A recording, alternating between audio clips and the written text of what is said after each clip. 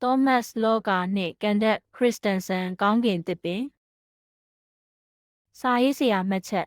အမြဲပြောင်းလဲနေတဲ့ကောင်းကင်ကိုဆန့်ကျင်ပြီးသစ်ပင်တွေကိုရေးဆွဲတတ်ဖို့ဘဝရဲ့အများစုကိုသင်ယူခဲ့ရတယ်။ဒီနှစ်တွေကြာပြီးတဲ့နောက်အံ့ဩစိတ်နဲ့ပြည့်နေတဲ့အပင်တစ်ပင်ကိုမကြည့်နိုင်သေးဘူး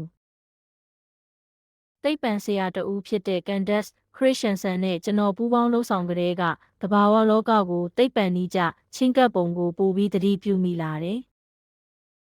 သိပ္ပံဆိုင်ရာအချက်လက်တွေပိုသိလာလေအံ့ဩစိတ်ပိုပြင်းထန်လာလေပဲဆိုတာသိလိုက်ရလို့အံ့ဩသွားတယ်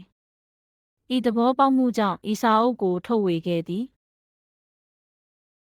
။ဤစာအုပ်သည်တစ်ပင်တစ်ပင်၏အသက်တာနှင့်ကောင်းကင်နှင့်ပြင်း၏ဆက်နွယ်မှုကိုနည်းမျိုးမျိုးဖြင့်တွေ့ကြုံခံစားရန်လူကြီးများနှင့်ကလေးများကိုဖိတ်ခေါ်ထားသည်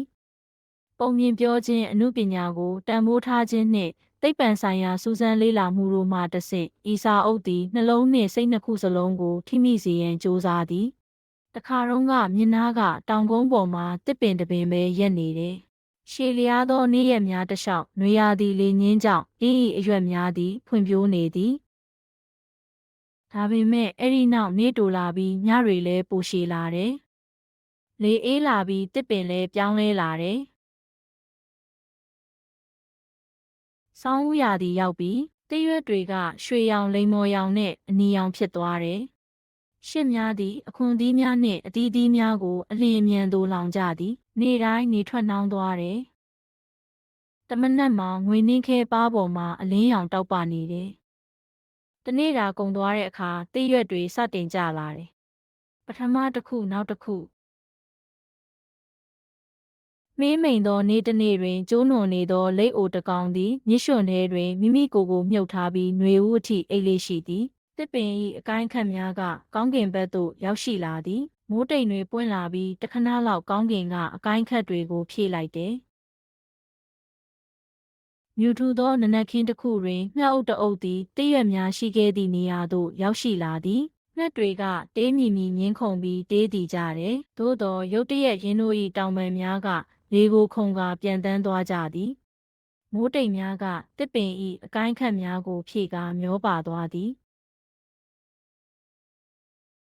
မြစ်အစွန်းမှာရေခဲတွေဖြစ်ပေါ်လာတယ်မြေထဲနှင့်ရှိုင်းစွာအမြင့်ဆွဲနေသောထိုပင်သည်စောင်းရာသည့်အတွက်အသင့်ရှိနေသည်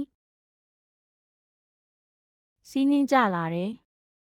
အတိုက်ထဲတွင်နှွေးထွေးနေသောရှေ့မိသားစုတစုသည်ချမ်းအေးသောစောင်းရာသည့်တစ်လျှောက်အနီးကပ်စုဝေးနေကြသည်ညအချိန်တွင်တန်းနှင့်ချီသောကြယ်များသည်တကိုင်းများကြားတွင်တောက်ပလျက်ရှိသည်မြစ်ရေခဲအောက်တွင်ကျိုးနွန်နေသောလိပ်အိုသည်အိပ်ပျော်နေသည်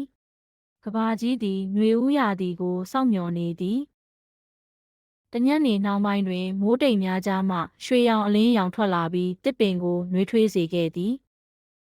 မြစ်ပေါ်ကရေခဲတွေအရေပျော်လာပြီးစီးနှင်းတွေလည်းမြေထဲပျောက်သွားတယ်ဆိုဆွတ်တဲ့မြေနှမ်းကလေထဲမှာပြည့်နေတယ်။ရှစ်များသည်မြက်ပင်စိမ်းများကိုဖျက်၍တစ်ပင်ပေါ်သို့ပြေးသွားကြသည်။အပင်၏တင်းကျပ်သောအညွှန်းများအထိပင်ရည်ထွက်လာသည်။ငါးငါးအိုသည်နှွေးထွေးသောတောင်ဆောင်ပေါ်တွင်ဥဥယံရွှွန်ထဲမှတွားထွက်လာသည်။နှွေဦးနေအောင်အောက်မှတစ်ရွက်တွေကွေးနေတဲ့အတွက်ငှက်တွေကသားပေါက်တွေအတွက်အတိုက်ဆောက်ဖို့ပြန်လာကြတယ်။